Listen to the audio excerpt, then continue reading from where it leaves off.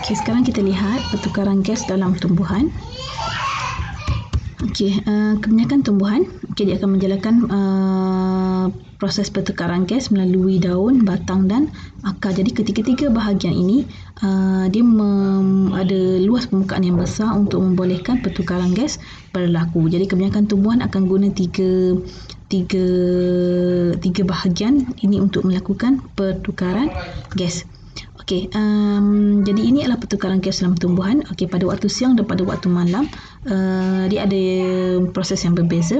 Jadi pada waktu siang tumbuhan akan menjalankan proses fotosintesis, dan waktu malam bila tiada matahari tumbuhan akan menjalankan proses respirasi. Jadi pada waktu siang, tumbuhan akan mengambil karbon dioksida dan oksigen. Okey, dia akan respirasi juga berlaku pada waktu siang, tetapi yang banyak berlaku adalah proses fotosintesis. Jadi pada waktu siang kedua karbon dioksida dan oksigen diserap oleh tumbuhan dan tumbuhan akan membebaskan semula oksigen dan karbon dioksida. Okey, dalam proses fotosintesis dia akan membebaskan oksigen dan dalam proses respirasi dia akan membebaskan karbon dioksida. Tapi jika kita lihat kuantiti karbon dioksida dan oksigen yang diserap adalah berbeza. Oksigen sedikit saja diserap, tapi karbon dioksida banyak diserap. Dan bila dibebaskan, oksigen banyak dibebaskan, karbon dioksida sedikit saja dibebaskan. Kenapa? Pada waktu siang dia menjalankan proses fotosintesis dan respirasi, dan mostly kebanyakannya yang banyak berlaku adalah fotosintesis. Okey, untuk pada waktu malam, bila tak ada kehadiran cahaya matahari, fotosintesis tak boleh berlaku. Jadi pada waktu malam hanya berlaku respirasi sahaja. Jadi untuk berlaku respirasi, oksigen diambil dan dia akan bebaskan karbon dioksida.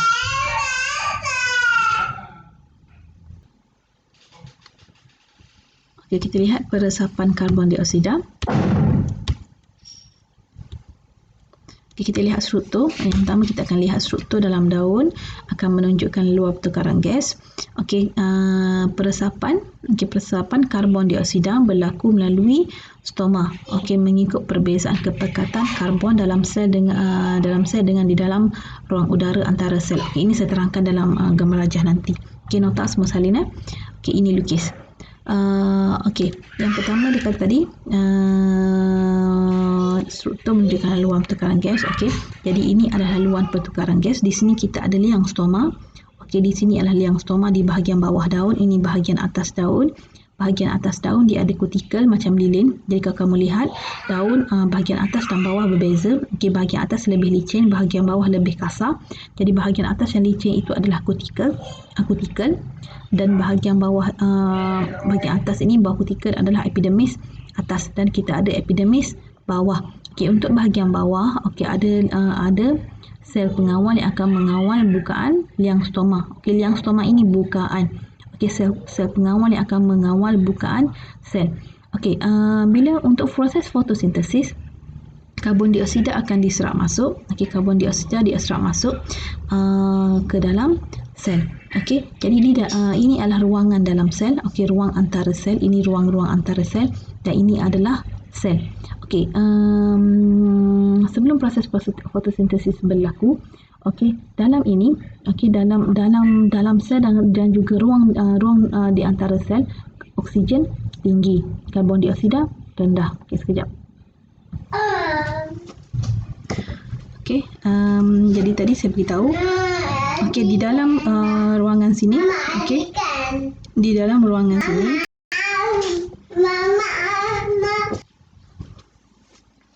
okey, di dalam sel, okey, dan ruangan di antara sel ini oksigen tinggi. Okey, pada semasa proses fotosintesis sudah berlaku, okey, oksigen di dalam ini tinggi. Okey, bila oksigen tinggi, karbon dioksida adalah rendah. Okey, manakala di bahagian bawah ini, okey, di bahagian luar, okey, ataupun di sekitaran luar, di luar daun, okey, karbon dioksida tinggi. Okey, kalau kita bandingkan karbon dioksida di luar lebih tinggi berbanding di kawasan dalam. Jadi ini kita lihat ada perbezaan kepekatan karbon dioksida. Oleh itu, bila ada perbezaan kepekatan, okey, kepekatan yang tinggi akan bergerak ke kepekatan yang rendah. Jadi yang lebih tinggi di mana? Di luar. Jadi karbon dioksida dari luar akan masuk ke dalam bahagian dalam daun. Jadi itulah karbon dioksida masuk ke dalam. Kenapa? Kerana karbon dioksida di dalam ruang antara sel ini rendah. Okey, kemudian sel-sel ini yang akan menggunakan karbon dioksida dan menghasilkan oksigen. Jadi oksigen di dalam, karbon dioksida di dalam sel ini lebih rendah berbanding karbon dioksida di luar. Jadi tadi karbon dioksida di luar daun telah masuk ke dalam daun. Okey, sekarang ni pula karbon dioksida di sini tinggi berbanding dengan dalam sel. Jadi bila karbon dioksida di sini tinggi, karbon dioksida dalam sel ini rendah. Jadi karbon dioksida di ruang antara sel ini akan masuk ke dalam sel. Okey, akan masuk ke dalam sel. Okey, sekarang ni bila dia masuk ke dalam, jadi dalam sel ini pula berlaku proses fotosintesis. Bila berlaku proses fotosintesis, karbon dioksida tadi akan ditukarkan kepada oksigen. Bila akan ditukarkan kepada oksigen. Sekarang ni oksigen di dalam oksigen di dalam sel ini lebih rendah. Lebih tinggi. Sekarang bila dah berlaku fotosintesis, oksigen di dalam ni lebih tinggi berbanding dengan ruang di antara sel. Sebab tadi sini dah banyak karbon dioksida. Jadi oksigen di sini kurang. Oleh itu, oksigen daripada dalam sel akan bergerak ke sini. Akan bergerak ke antara ruang-ruang antara sel. Dan di luar ini pula oksigen yang rendah berbanding di dalam. Jadi oksigen akan keluar melalui sini. Jadi ini yang beritahu tadi, pergerakan karbon dioksida dan juga pergerakan oksigen bergantung kepada kepekatan oksigen dan juga karbon dioksida, di mana ini resapan. Proses resapan ialah proses pergerakan dari kawasan berkepekatan tinggi ke kawasan yang berkepekatan rendah. Apa lagi beritahu sini? Nah, kau bacalah. Jadi itulah proses yang berlaku. Ini juga sama, saya dah terangkan. Saya dah terangkan. Ini juga saya dah terangkan. Saya dah terangkan tadi. Kena salin dan lukis. Sekarang kita lihat liang stoma dan juga sel pengawal. Setiap stoma terdiri daripada satu liang stoma. Liang tu ruang sahaja, bukan apa-apa. Dia ada ruang. Kita panggil liang. Ruang. Yang disempadani oleh satu sel pengawal. Jadi yang di luar ini adalah sel dia adalah ruang di tengah-tengah. Liang stoma tumbuhan terbuka untuk menjalankan proses fotosintesis, dan dia akan bila terdapat cahaya ataupun pada waktu yang panas, dia akan tertutup. Tertutup juga pada waktu yang terlalu panas, dan juga bila tak ada cahaya dia juga akan tertutup. Dia akan waktu gelap dia tertutup, dan jika hari yang panas dia akan tertutup. Jadi bila ada cahaya, pada waktu yang biasa dia akan terbuka. Liang stoma ini akan tertutup apabila waktu gelap dan juga pada hari yang panas. Jadi ini liang stoma. Jadi ini liang stoma ruang sahaja. Jadi ini sel pengawal. Jadi ini gambar rajah menunjukkan liang stoma terbuka. Jadi ini gambar rajah untuk menunjukkan liang stoma tertutup. Kita lihat proses osmosis yang mempengaruhi liang stoma. Osmosis adalah pergerakan molekul air dari kawasan berkepekatan molekul air yang tinggi. Di mana kalau ada air, larutan air yang tinggi, larutan zat terlarutnya rendah. Zat terlarut rendah ke kawasan yang berkepekatan molekul air yang rendah. Larutan berkepekatan zat terlarut tinggi. Ini kalau kamu nak faham. Dia masukkan molekul air yang tinggi. Ini contohnya adalah air tawar. Kalau kamu buat air manis, contohnya kamu buat air sirap. Air sirap itu tawar. Jadi air sirap itu tawar, kita katakan gula ataupun zat terlarut dalam air itu rendah dan molekul air yang banyak. Untuk yang kawasan yang berkepekatan molekul air yang rendah, ini untuk air yang manis. Jadi bila air yang manis, zat terlarutnya adalah tinggi, gula dalam air itu tinggi. Ini contoh analisis analogi yang saya bagi. Jadi kawasan yang molekul air tinggi akan bergerak ke kawasan yang molekul air rendah. Kita lihat. Membran ini telap kepada air tapi tidak telap kepada setengah zat terlarut. Ini contohnya. Okey, contohnya ini kawasan molekul air tinggi. Okey, ini kawasan molekul air tinggi, H2O tinggi. Ini kawasan H2O rendah. Jadi molekul air akan bergerak ke sini. Okey, jadi bila molekul air bergerak ke sini sehingga dia mencapai kepekatan yang sama. Jadi bila molekul air bergerak ke kawasan yang kepekatan rendah, okey, molekul air berkepekatan rendah, jadi air di kawasan sini akan berkurang. Jadi molekul air bergerak melalui membran separa telak. Okey, dia bergerak ke sana. Okey, jadi sekarang kita lihat kepekatannya adalah sama. Jadi dia akan bergerak, molekul air ini akan bergerak sehingga mencapai kepekatan yang sama. Okey, jadi ini kita panggil proses osmosis. Okey, kita lihat proses osmosis dalam sel.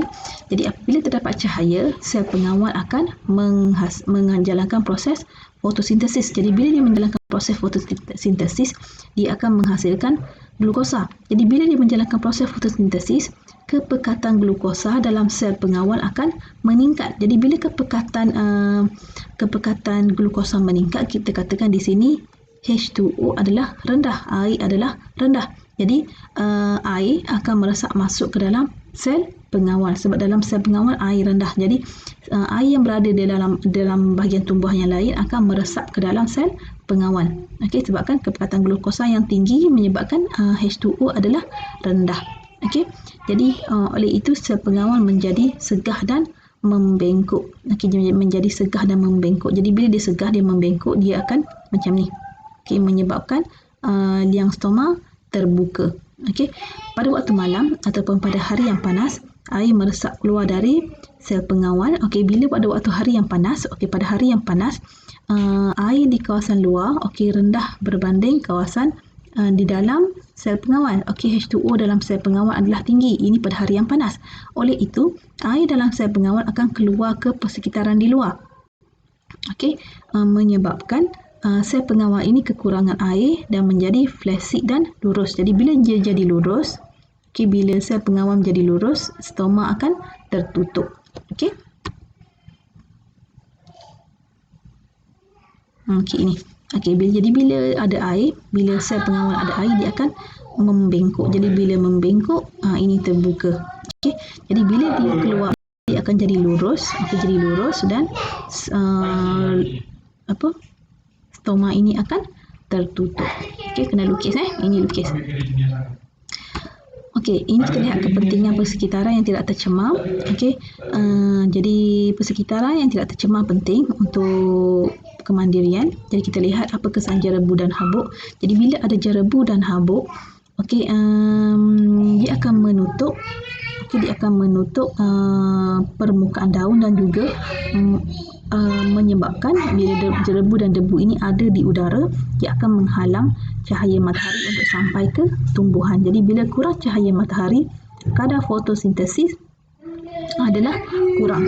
Okey, jadi bila debu ini melekat pada daun, dia akan menutup liang stoma. Jadi dalam pertukaran gas antara tumbuhan dengan persekitaran. Okey, jadi kita lihat kesan gas berasid dalam udara. Okey, gas yang tercemar, seperti yang berasid, contohnya sulfur dioksida dan nitrogen dioksida, akan melarut dalam air hujan. Jadi bila hujan turun, gas ini ada di udara, dia akan melarut dalam air hujan dan menghasilkan hujan asid. Jadi hujan asid ini akan membunuh sel tumbuhan. Dia akan membunuh sel tumbuhan. Jadi bila hujan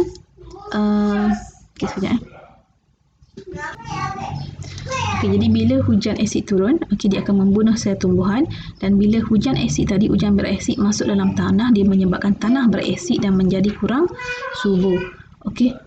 Tumbuhan tak boleh hidup dalam keadaan berasid. Jadi bila tanah berasid, dia akan mengurangkan hasil pengeluaran pertanian. Jadi bila hasil pengeluaran pertanian berkurang, sumber makanan juga akan berkurang.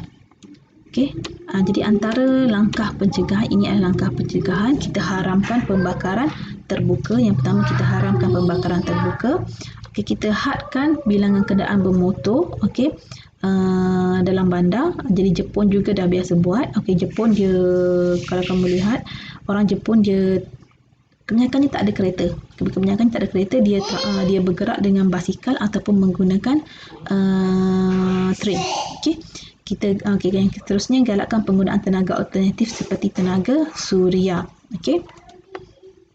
Okey, itu saja. Terima kasih.